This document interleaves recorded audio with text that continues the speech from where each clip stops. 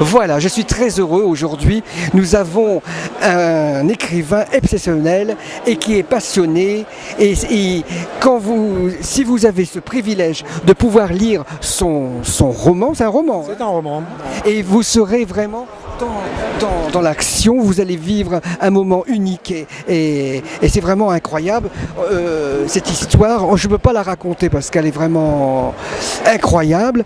Et monsieur, tout à l'heure, il me l'a raconté. Il s'appelle Serge Guillou. Je n'ai pas écorché le nom. Je suis très heureux de vous rencontrer, monsieur. Vous êtes très sympathique. Parce qu'aujourd'hui, il n'y a pas beaucoup de gens sympathiques. Et quand je rencontre une personne qui est passionnée, qui aime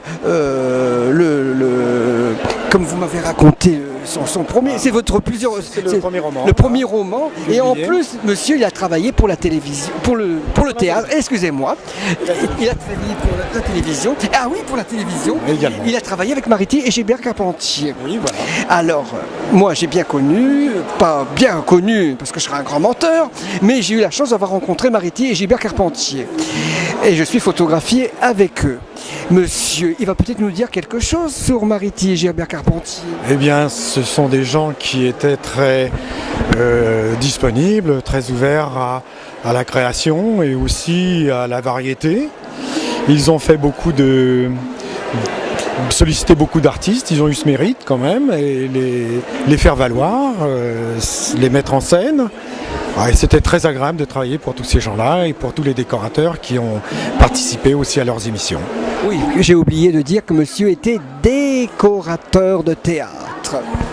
Et vous avez rencontré Mireille Mathieu, peut-être Dalida, Annie Cordy. Tous ces gens défilaient au studio Début de Chaumont, bien sûr, à Paris. Et alors j'ai eu l'occasion de les apercevoir, sans les côtoyer, bien sûr, quand même, de trop près, mais enfin, les voir assez souvent, et c'était très agréable. Vous voulez pas nous dire quelque chose sur Mireille, Dalida, Annie Cordy, parce que c'est mes idoles? Eh bien, Annie Cordy, elle est très sympa.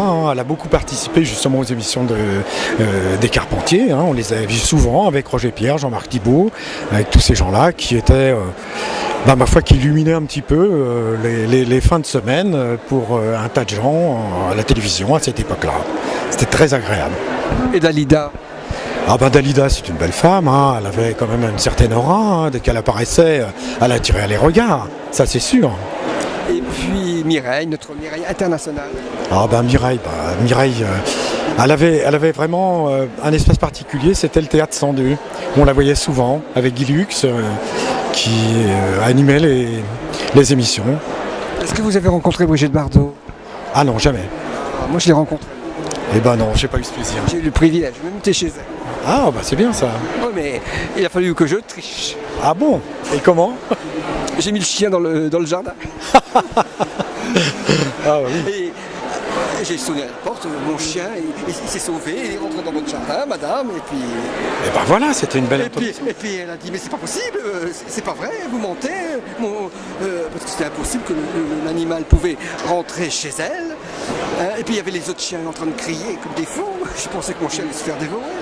Elle est sortie, elle avait les cheveux comme ça, je l'ai pas reconnue, je crois que c'était une clocharde. Et puis j'ai passé 2 heures avec elle et elle a trouvé ça tellement incroyable et unique. Et je suis resté 2 heures, elle avait une bouteille de champagne pour elle toute seule. Eh ben voyez, c'est incroyable. Comme quoi les stars, elles sont aussi accessibles. C'est incroyable. Et je vous assure que si vous avez ce privilège de pouvoir découvrir ce premier roman qui est très beau, c'est un livre qui est magnifique parce que je l'ai lu. Et celui-ci que je vais vous présenter, c'est le 2e épisode. Ah, alors là, c'est les histoires très croustillantes. Eh bien, le premier se passe à Paris, le second se passe à Marseille.